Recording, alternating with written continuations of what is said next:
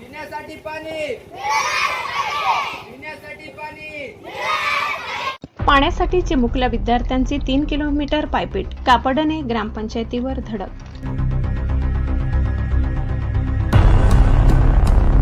पिण्याच्या पाण्याच्या गंभीर समस्येला कंटाळून धनूर जवळील ख्वाजा नाईक नगर येथील जिल्हा परिषद शाळेतील चिमुकल्या विद्यार्थ्यांनी आज थेट कापडणे ग्रामपंचायत कार्यालयावर धडक देत तीव्र आंदोलन छेडले।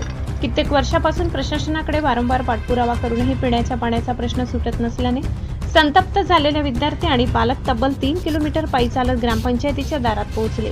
आम्हाला पाणी द्या नाहीतर आंदोलन सुरूच ठेवू अशा जोरदार घोषणा देत विद्यार्थ्यांनी ग्रामपंचायत कार्यालयासमोर ठिय्या मांडला।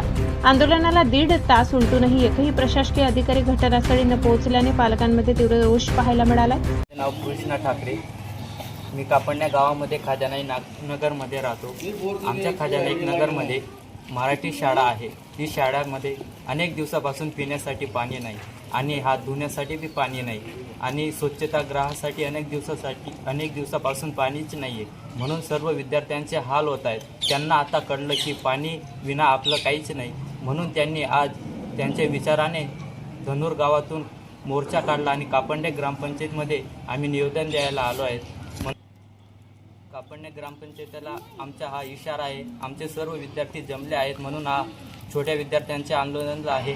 म्हणून याच्या पुढे आम्ही सर्व गाव मिळून आंदोलन करू आणि इथून पायी आम्ही धनुरून पायी धुळ्याला जाऊ। आम्ही फक्त धनुरून कापडण्याला ग्रामपंचायतीला भेट दिली आहे। म्हणून सर्व ग्रामस्थांना माझी एकच विनंती, तर आमची समस्या दूर करावा हाच आमची मागणी आहे।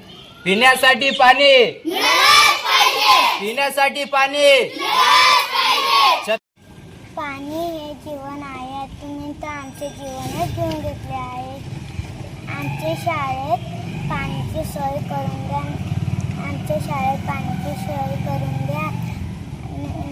आम्ही नेते शाळेत जाणार नाही। स्थानिकांनी प्रशासनाशी संपर्क साधल्यानंतर अखेर यंत्रणा घटनास्थळी दाखल होण्याचे आश्वासन देण्यात आले। मात्र जोपर्यंत ख्वाजा नाईक नगर जिल्हा परिषद शाळेतील विद्यार्थ्यांना कायमस्वरूपी शुद्ध पिण्याचे पाणी मिळत नाही तोपर्यंत आंदोलन मागे घेणार नाही असा इशारा ग्रामस्थ व पालकांनी दिलाय। चिमुकल्यांना पाण्यासाठी अशी पायपीट करावी लागल्याने प्रशासनाच्या कारभारावर आता तीव्र संताप व्यक्त केला जात आहे। ब्युरो रिपोर्ट, सहसंपादक अनिल बोराडे, धुळे।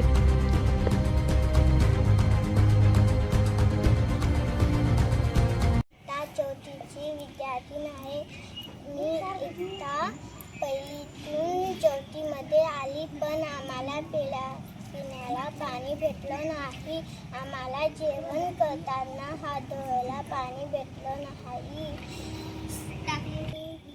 टाकायला भेटलं नाही। मग आम्ही शाळेत जाऊन काय करणार?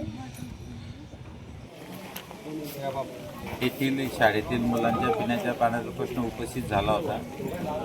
या संदर्भात मी गटविकास अधिकारी गणेश चौधरी असे मत व्यक्त करतो की आतापर्यंत धनूर ग्रामपंचायतीकडून इथे पिण्याच्या पाण्याची व्यवस्था करण्यात आलेली आहे, परंतु धनूर गावाची जी मेन पाईपलाईन आहे त्या मेन पाईपलाईनला लोकांनीच, इथल्याच नागरिकांनी अनधिकृत नळ कनेक्शन परस्पर घेतलेले असल्यामुळे धनूर गावामध्ये पाणीपुरवठा होत नव्हता।